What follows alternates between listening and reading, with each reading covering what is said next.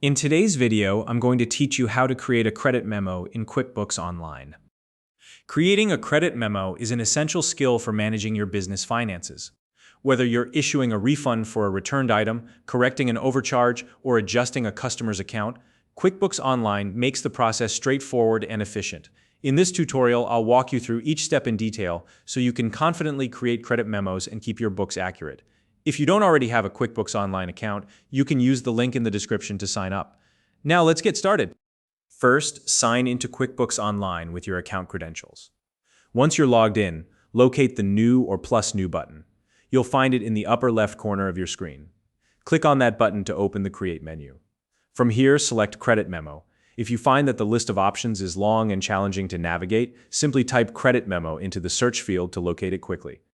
Next, you'll need to choose the customer for whom you're creating the credit memo. Use the drop-down list to select the correct customer. Once the customer is chosen, take a moment to review and confirm their billing information. This step ensures the credit memo is applied to the right account without any errors. Now, set the date of the credit memo. Make sure the date matches when the credit should take effect. This is important for keeping your records accurate.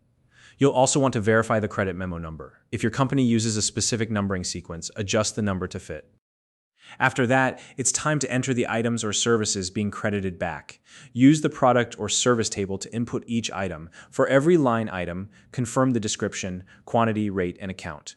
If you're only crediting a portion of a sale, adjust the quantity or amount to reflect that. If your business uses classes or locations to track transactions, don't forget to assign these to each line item as needed. Next, check whether the items or services being credited are taxable. Use the taxable toggle to ensure the sales tax settings match the original sale. QuickBooks will automatically calculate the tax based on your settings, so review this calculation to make sure it's accurate.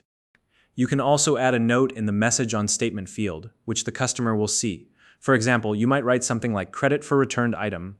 Additionally, you can use the Memo field to include any internal details your team might need. This information won't be visible to the customer, but can be helpful for your records.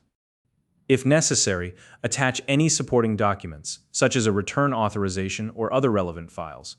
These attachments can provide context and clarity for the credit memo. Once all the details are complete, click the Save button. If you're done creating credit memos, select Save and Close. If you need to create another credit memo, choose Save and New instead. Finally, verify that the customer's balance reflects the credit you've issued. If needed, you can apply the credit to an invoice later to settle outstanding amounts. And that's it. You've successfully created a credit memo in QuickBooks Online. If you found this video helpful, please like and subscribe.